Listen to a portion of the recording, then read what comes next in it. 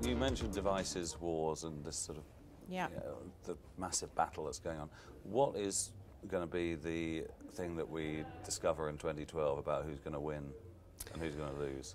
Well, I'll tell you, what's been interesting to watch in this past year is really the explosion of Android. So, Apple has been, with the, the iTouch and then the iPhone and the iPad, has been on this steady march of really transforming the market and in some ways you could argue, society in terms of, how it's changed the way people use the internet. But Android has really come and made a huge lot of noise in the last couple of years. And what's been the reason that's been able to make that impact? Well, I think it's a fundamental difference between open and closed.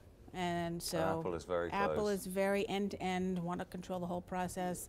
If you want to develop on their platform, there's a very rigorous process of being approved, and and they will only approve certain types of applications, and they have to meet certain requirements.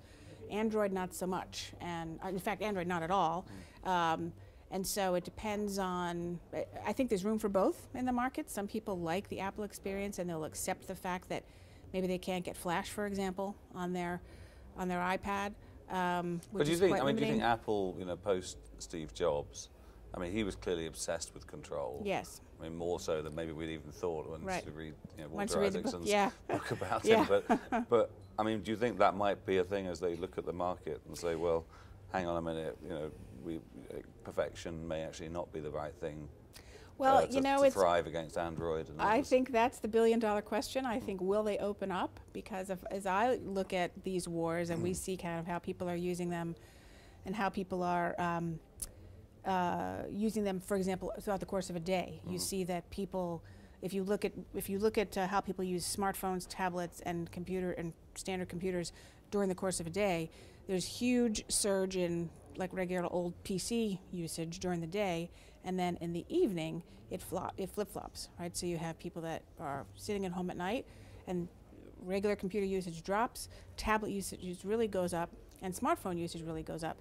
So to me, the question Apple has to be asking is, okay, so I've got the consumer market then, because when people are home, they like the convenience of the iPad, but you still have that workday issue. And if they really want to have a significant share of what goes on at work, then they almost have to be more open, to your question. They almost have to be, because you have to have a much broader array of capabilities if you want to own any significant share of the business market.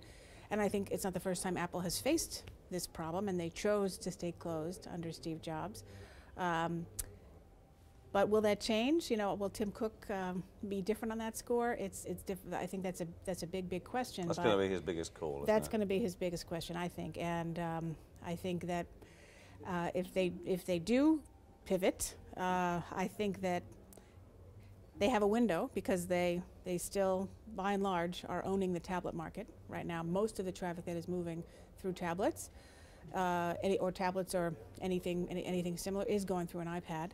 So they kind of have this golden opportunity now. They're not going to have that forever. There will be other tablets that will come in and be, Microsoft is doing some really interesting things with their interface, and there are other companies that are I think going to be flooding the market probably with similar devices. So I think they have a decision to make, and I don't know which way that one's going to go, but I think that's a big question. Now, another theme that is a perennial theme but seems to have got a lot of energy at the moment is this notion that our devices are going to take over and automatically run our lives for us. Our fridge is going to notice when it's run out of milk and butter and things, and we'll order in and so forth.